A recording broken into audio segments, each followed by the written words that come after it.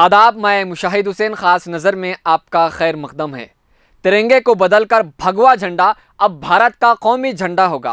चौंकिए मत, यह बयान है कर्नाटक के रियासती वजीर के.एस. येदियुरप्पा का। इन्होंने कहा है कि आज नहीं तो कल हम लाल किले पर भगवा झंडा लहराएंगे। इस बयान के बाद पूरे स्टेट में एक हंगामा खड़ा हो गया। वैसे भी 2002 तक आरएसएस के हेडक्वार्टर नागपुर में तिरंगा नहीं लहराया गया था, और हाल ही में जैसा कि आपने देखा होगा, शिमोगा के एक कॉलेज में किस तरह से इन गुंडों ने भगवा झंडा लहराया था। आरएसएस के लीडर कौमी झंडा, कौमी जुबान और आइन यानी कॉन्स्टिट्यूशन को तब्दील करने की बातें करते हैं। इनको तिरंगे से बहुत नफरत है। इस तरह के तिरंगे के खिलाफ बयानात कौमी तिरंगे के एजाज का कानून 1971 और ताज़ीरात हिंद यानी इंडियन पेनल कोड की खुली खिलाफ वर्जी है। बीजेपी लीडरान आए दिन ऐसे बेतुके बयानात देते हैं। कोई कहता है कि मुसलमानों को पाकिस्तान जाना होगा और भारत में इनके लिए ज़िंदगी तंग की जाती है। वैसे भी कर्नाटक में हिजाब का मसला काफ़ी ज़्यादा ज़ोरों पर है।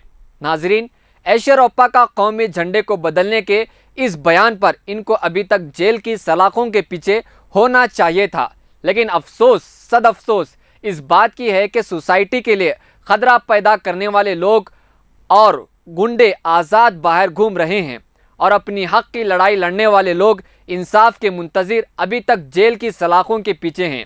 येदियुरप्पा के इस बयान पर लेजिस्लेटिव असेंबली में कांग्रेस के लीडरान ने तिरंगा लहराकर येदियुरप्पा के खिलाफ एहतजाज किया।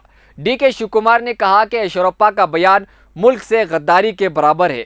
शिवकुमार ने चीफ मिनिस्टर से यह मांग की कि येदियुरप्पा को फौरी तौर पर बरतरफ किया जाए, यानी सस्पेंड किया जाए, और उनके खिलाफ मुल्क से गद्दारी का मुकदमा दर्ज किया जाए।